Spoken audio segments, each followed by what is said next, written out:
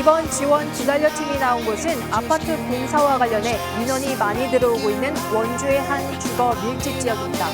이곳 주민들은 지난 2월 공사가 본격적으로 시작한 이후부터 하루도 편할 날이 없다고 하는데요. 어떤 불편을 겪고 있는지 현장 취재했습니다. 공사는 오전 7시 반부터 시작합니다. 굴착기는 흙더미를 퍼내고 덤프트럭은 흙과 바위 등을 실어 나르기 위해 수시로 오갑니다.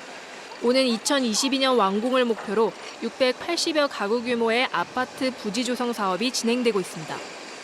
공사 현장과 맞닿아 있는 건물 옥상 위에 올라와 있습니다. 이렇게 보시는 것처럼 건물 3면이 공사장으로 둘러싸여 있는데요. 이렇게 건물 아래를 내려다보시면 방진벽과 건물 사이가 2m가량밖에 채 되지 않습니다. 그렇다면 실제 소음 수준은 어느 정도일까? 소음 측정기로 직접 확인해봤습니다. 20분가량 측정했을 때 소음 정도는 평균 65에서 70데시벨로 전화 벨소리나 시끄러운 사무실 소음 수준이었습니다. TV 시청이나 라디오 청취에 방해가 되고 이 같은 소음이 계속되면 수면 장애와 청력 손실이 일어날 수 있습니다. 지난 봄에는 공사장 소음 규제 기준 65데시벨을 웃돌아 원주시로부터 공사 중지 명령을 받기도 했습니다. 주민들은 발파 작업이 있는 날엔 소음 수치가 100데시벨을 넘어간 적도 많다고 주장합니다.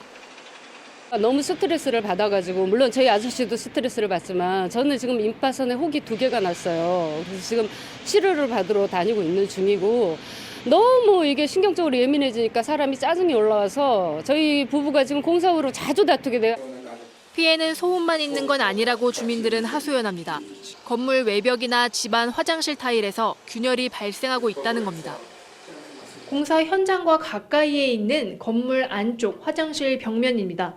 이렇게 아래쪽을 보시면 타일이 갈라져서 떨어져 있는 것을 볼 수가 있습니다. 결국 건물 내 세입자들이 하나둘 떠나고 있습니다.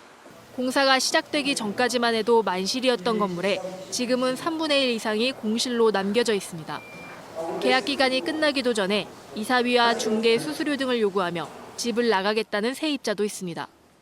지금 워낙 바깥에 소음이 심하고 분진도 심하고 하여튼 생활 환경이 도저히 거주하기 불가능하니까 임대기간이 많이 남았어도 지금 도저히 여기서 거주 못하겠다라고 하시면서 세입자분들이 타 지역으로 이제 이사를 가시겠다. 건설사 측은 인근 주택 피해를 파악하기 위한다며 균열이나 집안 기울기 등 건물의 변화를 수시로 확인하는 계측기를 설치했습니다. 하지만 이 때문에 주민들의 불신은 더 커지고 있습니다. 이게 바로 계측기라는 겁니다. 이렇게 건물 외벽이나 바닥에 많이 동그란 모양으로 붙어 있는데요. 어떤 용도로 쓰이는지도 모르는 장치가 주민들도 모르는 사이 건물에 붙어 있었다고 합니다. 또 공사 전 건물의 상태, 즉 균열 기준점을 알려주지 않아 앞으로 나오는 수치를 믿을 수 없다는 겁니다. 기준 수치를 알려주고 변화된 거를 알려줘야지 그냥 계측기만 이렇게 달아주면 일반 저희 같은 경우는 아무것도 모르는데 이게 저희를 위한 계측기인지. 현재 아파트 건설로 피해를 입고 있다고 비상대책위에 참여한 집은 38곳이나 됩니다. 주민들은 세입자들까지 합하면 피해 인원은 180여 명에 이른다고 주장합니다. 건설사 측은 서면을 통해 공실 문제와 관련해서는 주민들과 협의하고 있다며 건축법 등 공사장 규제 기준에 맞춰 주민 피해 최소화를 위해 최선을 다하겠다고 밝혔습니다. 계측기에 대해서도 추후 측정 결과에 대해 주민들에게 공개하겠다고 해명했습니다. 평온했던 마을 한가운데 지상 28층 높은 건물이 갑자기 들어서게 되면서 주민들의 일상에도 적잖은 피해와 불편이 찾아왔습니다. 행정기관의 허가를 받았기 때문에와 같은 논리로 현행법상 문제가 없다면 이대로 괜찮은 걸까요? 아파트 건설 현장 인근 주민들은 공사 때문에 원치 않은 피해를 입게 됐습니다.